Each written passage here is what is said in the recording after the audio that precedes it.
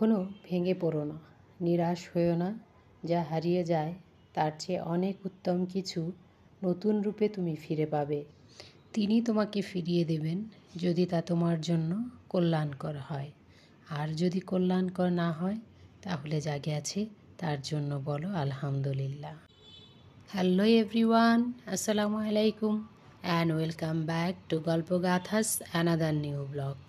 কাছে এবং দূরে, দেশে এবং বিদেশে, ছোট এবং বড়, আপু, ভাইয়া, দিদি ভাই, দাদা ভাই, সোনামণিরা এবং প্রিয় ভাবিরা যে যেখান থেকে আমার ভিডিও দেখছো, সবাইকে অনুরোধ করছি একটা লাইক দিয়ে কন্টিনিউ করো, নয়তো বা পরে দেখতে দেখতে ভুলে যাবে। আর আশা করছি সকলেই ভালো আছো। দোয়া করি, কামনা করি সবাই ভালো থাকো, সুস্থ থাকো। আলহামদুলিল্লাহ, আল্লাহর রহমতে আমিও ভালোই আছি। আমাদের গল্প গাথা থেকে আমি রুবা ছোট্ট ছোট্ট দুটো ক্লিপ একসাথে করে নিয়ে আজকে চলে এসেছি আমার বন্ধুদের সঙ্গে দুটো নাস্তার আইটেম শেয়ার করার জন্য। ঝটপট এই নাস্তাগুলো তৈরি করে নেওয়া যায় ইফতারি বা ইফতারের পরে, মানে ঈদের পরে যে কোনো সময় বিকেলের নাস্তায় কিংবা বাচ্চাদের টিফিনে যে কোনো সময় এটা খুব সহজেই তৈরি করে নেওয়া যায়। নাস্তা আইটেমগুলো তৈরি করে নেওয়ার জন্য আমি পটেটো বয়েল করে ম্যাশ করে নিয়েছি, সাথে চিলি ফ্লেক্স, লবণ স্বাদ মতো অ্যাড করে নিয়েছি। আর এক পাশে নিয়ে নিয়েছি পাউরুটি, ডিম, মিক্স সবজি ফ্রাই, সাথে চিকেন থ্রেড করে দিয়েছি। আর রয়েছে চিজটা তো আমার বন্ধুদের সঙ্গে গল্প করতে করতে আমি কিউব করে কেটে নিয়েছি। আর গল্পর সঙ্গে সঙ্গে কিন্তু আমার হাতও চলছে। দেখো, আমি কিন্তু সবগুলো পটেটো দিয়ে পটেটোর ভেতরে চিজ কিউব করে যে কেটে রেখেছিলাম সেগুলো দিয়ে সবগুলো বল বানিয়ে নিয়েছি। অন্য পাশে একটা ডো তৈরি করে নিয়েছিলাম, এর মাঝে আমি দিয়েছি ডিম, বেসন আর একটু রেড চিলি পাউডার, লবণ। চিজ ভরে রাখা সেই পটেটো বলগুলোকে আমি এবার এর মধ্যে গড়িয়ে নিয়ে বেডগ্রামের মধ্যে গড়িয়ে নিব। আর এই বেডগ্রামটা আমি রোজার আগেই তৈরি করে ডিপ ফ্রিজে রেখে দিয়েছিলাম। পাউরুটির শুরুর আর শেষের অংশ আর এই যে চারপাশের অংশগুলো থাকে সেগুলোকে আমি জমিয়ে রাখি। জমিয়ে রাখতে রাখতে যখন অনেক হয়ে যায় তখন সেগুলোকে আমি এরকম করে বেডগ্রাম বানিয়ে নেই আর সাথে যুক্ত করে দেই একটুখানি মরিচ গুঁড়ো অ্যাড করে দিলে খেতে কিন্তু দারুণ লাগে।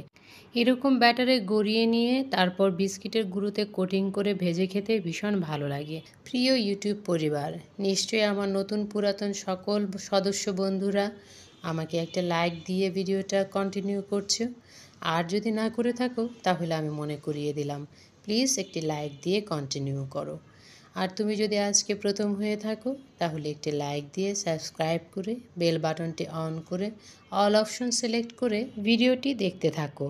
দেখতে দেখতে কোথাও কোনো অংশ যদি ভালো লেগে যায় তাহলে ছোট্ট একটা শেয়ার করে তোমার ফ্যামিলি এবং ফ্রেন্ডসকে দেখার সুযোগ করে দিতে পারো।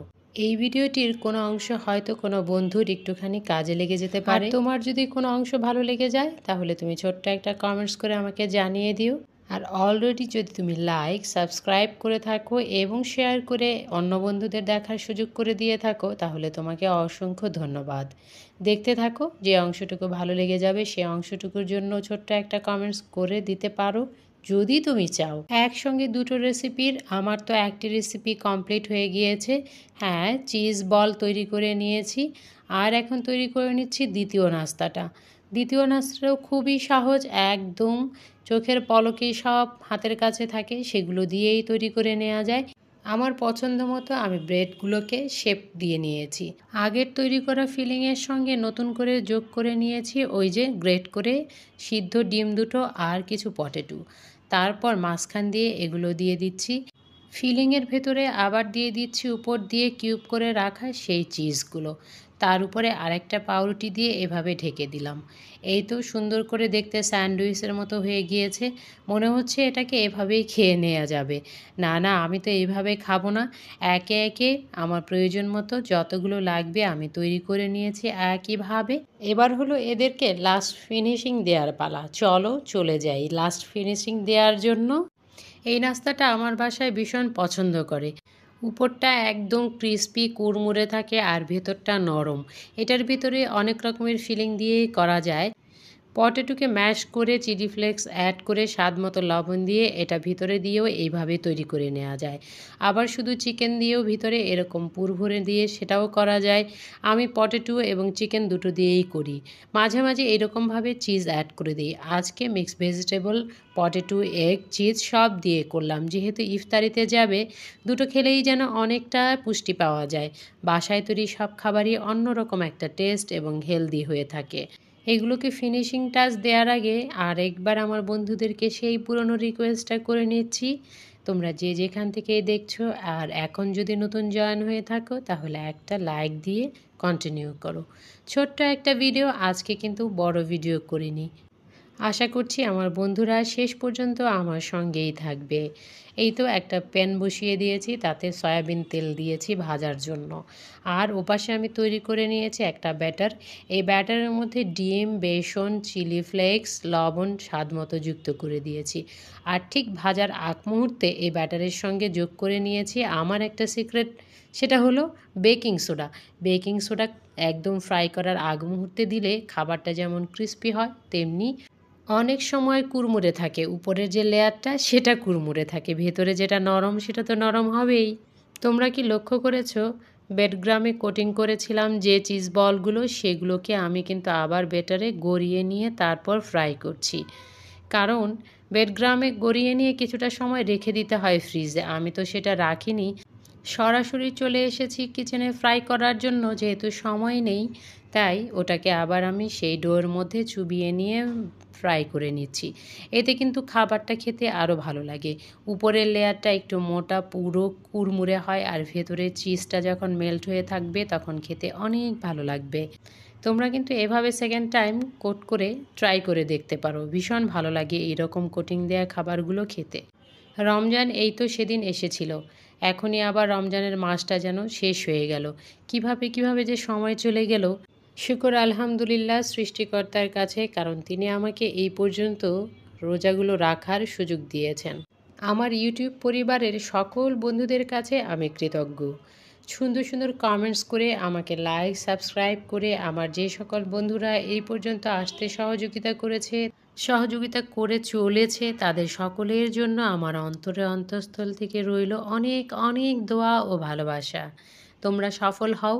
তোমরা আমার কখনোই প্রতিযোগী নও, তোমরা আমার সহযোগী। আসলে প্রতিযোগিতা কার সঙ্গে করব? এখানে সবাই বন্ধু, সবাই সবাইকে সাপোর্ট করে এগিয়ে যাবে, এটাই তো নিয়ম। আমি তো এতটুকুই শিখেছি এতদিনে। ভিডিও রিলেটেড সুন্দর একটা কমেন্টস একজন ভিউয়ারকে, একজন কন্টেন্ট ক্রিয়েটরের মনের এতটা কাছে নিয়ে আসে যে না দেখেও তার প্রতি অনেক ভালোবাসা আর দোয়ার তৈরি হয়ে যায় অটোমেটিক্যালি। মন থেকে তাকে অনেকখানি আপন ভাবতে শুরু করে। আর এই ভাবনায় একদিন বন্ধুত্বকে অনেক দূর এগিয়ে নিয়ে যায়। আচ্ছা, আমার বলা কোনো কথা বা কাজ যদি তোমাদের কারো কাছে একটুখানি খারাপ লেগে থাকে, বা তোমরা যদি কেউ মনে কষ্ট পেয়ে থাকো, তাহলে প্লিজ ক্ষমা সুন্দর দৃষ্টিতে দেখো। আমার বলা কোনো কথাই তোমাদের কাউকে কষ্ট দেওয়ার জন্য নয়। দেখো, রান্না করব একটুখানি, কিন্তু কত কিছু লাগে। চামিচ, হাঁড়ি, পাতিল, আবার দেখো এই যে চিমটা, এগুলো কিন্তু সবই রান্নার কাজে লাগে। ঠিক তেমনি ছোট্ট ৮-৯ মিনিটের একটা ক্লিপ আমরা যারা দেখি তাদের কাছে মনে হয় অনেক সহজ, সবই তো অটোমেটিক্যালি সুন্দর একের পর এক হয়ে যাচ্ছে।